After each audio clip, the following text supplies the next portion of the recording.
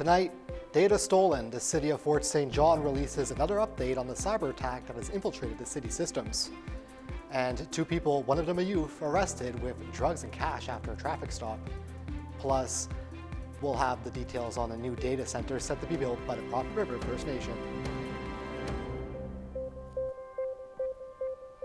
Good evening and thank you for joining us. I'm Jeff Cunha filling in for Michael Popov tonight. We begin in Fort St. John, where city officials have confirmed data has been stolen after a cyber attack that has infiltrated the city systems. The breach has wreaked havoc on city services since last week, leaving cybersecurity experts grappling with the aftermath. In a release, the city says an unauthorized third party gained access to part of their network and encrypted data. However, early evidence suggests only a small subset of data was taken. The city is now working with authorities to review the findings and determine if any sensitive personal information was stolen. Affected individuals will be notified if necessary. Their investigation remains ongoing, and they now must remain sensitive as to what information is released. Safeguarding and quickly working to securely restore operations remains the priority, according to the city. Since the cyber incident response was launched on February 25th, over 75% of front-facing services have been restored. The remainder are expected to come online within the next few days. 2 individuals, one a youth, are now in custody after a traffic stop in Fort St. John. The incident happened downtown at around 12:20 p.m. today near 100th Street and 102nd Avenue. The street enforcement team pulled over the vehicle to arrest the occupants for possession of a controlled substance with intent to traffic. Once the car was stopped, a youth passenger allegedly fled.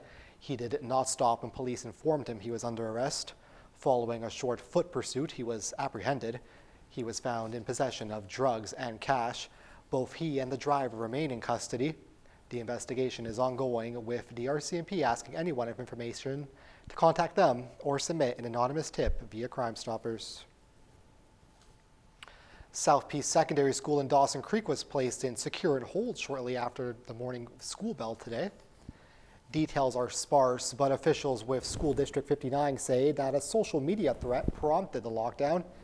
It was taken as a precautionary measure and there was no threat to students or staff. The school, working with RCMP to investigate and quickly resolve the issue. It was lifted at approximately 10:10 this morning, allowing students and staff to resume regular activities without further disruption. We're less than a month away from the start of wildfire season, and now the BC Wildfire Service says they are aware of visible smoke from 2024 holdover fires. The Prince George Fire Center is monitoring last year's holdover fires in Fort Nelson and outlying areas. They are still smoldering. They say the smoke will be especially visible in large fire areas or regions facing drought. The fire center adds response will vary based on the size of fire, fire behavior, and environmental factors.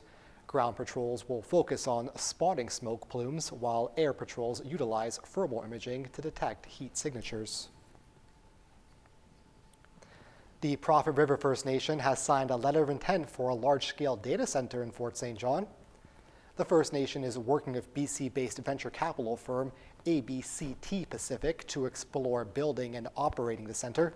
It will help meet the increasing demand for data storage facilities, driven of course, by the rise in artificial intelligence and other tech-based needs. Fort St. John's cooler climate and the ability to utilize energy sources like the Site C Dam make it an ideal location for the project, according to ABCT. Prophet River First Nation Chief Valeria Scotty calls the project a win-win for the region and the economic development of the nation. The project's size, scope, and cost will be determined through a feasibility process with the Prophet River First Nation as the majority owner. The British Columbia and federal governments have signed a 4-year, $670 million pharmacare agreement. It will be giving universal access to contraceptive and diabetes medications. The plan will support nearly 550,000 BC residents with diabetes and provide 1.3 million people with a range of contraceptives. The agreement signed today will also mean free public coverage of hormone replacement therapy to treat menopause symptoms. However, universal access to the 3 medications doesn't start until March of next year. The funding agreement will also improve access to diabetes services and supplies. Another earthquake struck in Washington state, with reports it was lightly felt in Victoria. The magnitude 3.9 quake hit almost 60 kilometers southeast of Victoria, across the Strait of Juan de Fuca, near the small community of Blaine. There have been no reports of any damage. Another quake near the U.S. San Juan Islands woke up some BC residents on Monday. British Columbians have been paying close attention to seismic activity in recent weeks, following a 4.7 magnitude quake that rattled the Sunshine Coast and two fracking-related earthquakes striking near Fort St. John only hours apart last month. The U.S. is pausing its 25% tariffs on Canadian goods again. Canada's finance minister says a second round of tariffs on American goods will also be paused. CTV's Michael Couture has more on the cross-border back and forth. For the second time, Canada is getting a one-month reprieve on punishing 25% tariffs on all goods sold to the United States. The news came this afternoon as U.S. President Donald Trump signed an executive order in the Oval Office. One for Canada, one for Mexico. Yes, sir. Now, the pause is on all goods covered under the Canada-U.S.-Mexico Trade Agreement, which was signed by Trump and Prime Minister Trudeau back in 2018. According to trade experts, CUSMA covers about 95% of all goods traded between Canada and the U.S. Now, at this point, Canada will not be putting a pause on the $30 billion worth of counter tariffs the government announced on Tuesday. Today, the Prime Minister pointed out there are ongoing conversations with the U.S. administration. However, it won't be completely lifting the Canadian tariffs until the threat of U.S. tariffs is gone. Trump has also said that the tariffs on steel and aluminum will still come into effect next week. Trudeau was also reflective today on what it's like to try and negotiate this deal with President Trump, who used to be a real estate developer. That a win-lose is probably better for someone who is experienced in business deals than a win-win. But when it comes to countries, win-wins are actually the best outcomes. Federal officials say they will keep the pressure on until the tariffs are completely gone. Ontario Premier Doug Ford agrees, saying a 25% export tariff on electricity going to the U.S. will be applied on Monday. Michael Couture, CTV News, Ottawa. And Canadians are protesting Trump's tariffs with their passports. Travel agents say they haven't seen anything like it, reporting a sudden nosedive in American travel bookings and a jump in cancellations. CTV's Andrew Johnson on where else people are putting their money. Yeah, we're going to go to a monkey sanctuary, aren't we? In the Gleiser family's Ontario living room, excitement is running high for March break in Mexico. We're excited to go to a beach and have some fun in the sun. But the original destination was Myrtle Beach until the Gleisers could no longer stomach spending their travel dollars in Donald Trump's United States. We do not like his disrespect for Canada, for our Prime Minister, for our resources, all these claims, he doesn't need what we have. Anything that we can do to support Canada and avoid supporting the United States is what we're doing right now. That meant canceling their trip and losing their deposit, along with 4 other families, and they're far from alone. This is such a fluid situation. We've never seen anything like this. Travel agents are reporting a year-over-year 40% plunge in bookings to U.S. destinations for the month of February. Flight Centre also says 20% of Canadian travelers who did book American travel between November and February have since canceled. Definitely emotional. A lot of sentiment towards feeling that trust has been broken now, and they just really want to travel anywhere but the U.S. She says along with Mexico, popular alternatives are the Dominican Republic and Jamaica, even Japan, where the Canadian loonie still goes a long way. Canadians may also be turning to iconic domestic attractions, such as BC's Whistler Resort. In a statement, Tourism Whistler told us regional visitation from both BC and Washington has been strong so far this season compared with last year. The youngest Gleisers still hope to visit America someday. Mom says in 4 years, if Trump comes out of power, then we'll head back to Disney World. But for now, the U.S. is a no-go. Andrew Johnson, CTV News, Vancouver. Foreign Affairs Minister Melanie Joly's office has confirmed she has briefed Liberal leadership candidate Mark Carney on Trump's tariffs. So far, none of the other 3 Liberal leadership candidates have been briefed. Canadian press is reporting Jolie shared the news with MPs at a national caucus meeting yesterday. Jolie said she would brief Chrystia Freeland, Karina Gould, and Frank Bilas if she can. The Liberals picked their new leader Sunday. Carney is presumed frontrunner in the race.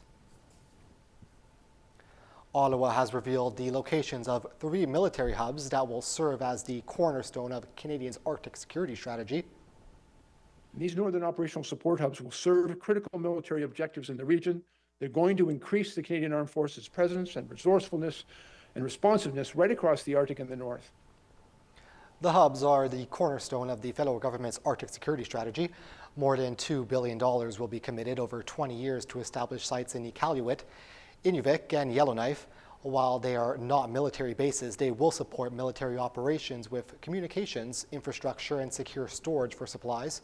The announcement comes a day after CSIS warned the Arctic is a vulnerable and strategically valuable destination for foreign adversaries. The federal government's rebates on electric vehicles expired last weekend, and that led to what appears to be a major spike in Tesla sales. Such a spike, in fact, that some in the industry are asking how it could even be possible. CTV's Adrian Goldberg has been looking into the numbers. In the west end of Toronto, this one Tesla location alone reported selling more than 1,200 vehicles on January 11th, totaling more than $4 million in rebates. So we paid them a visit to try and get some clarity on the staggering number of sales. How are you? Good, how are you? Good, good. My name's Adrian Goldberg. I'm a journalist with CTV News. Okay. There was a large increase in the number of sales processed through the EV rebate program. Just trying to get an understanding of perhaps what maybe some of the reasons were behind that. Did that take place, or is that a backlog of paperwork going through?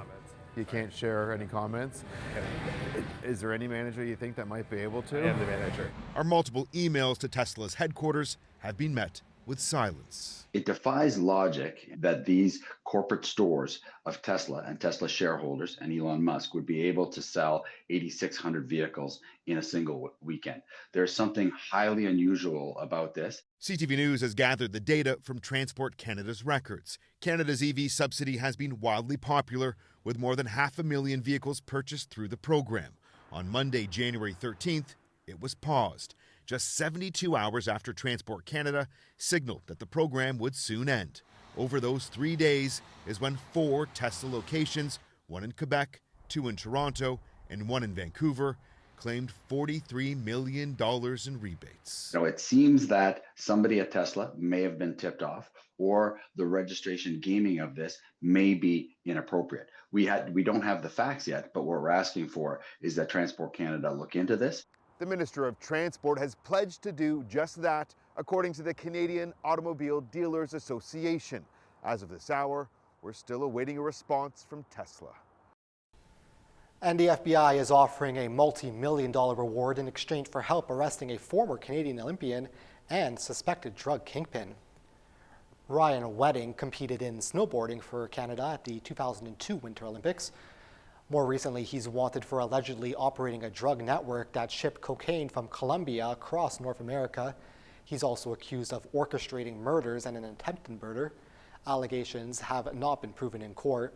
The 43-year-old is believed to potentially be in Mexico. The FBI today added Wedding to its list of top 10 most wanted fugitives and offered a $10 million reward for information leading to his capture. Amid uncertainty over America's support, European Union countries gathered today to show their backing Ukraine. Volodymyr Zelensky thanked the EU leaders and asked them to support the idea of a truce. The Ukrainian leader said it would be a chance to test Moscow's will to end the invasion.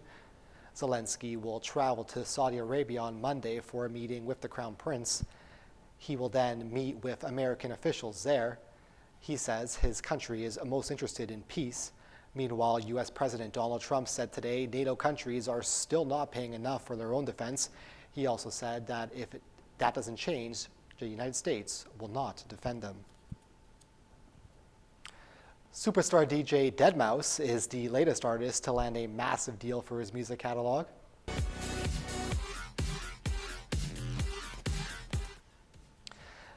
That'll sure get you going. The Canadian electronic music producer, known for wearing a mouse head costume, sold his song catalog, masters, and publishing to a Los Angeles-based music distributor.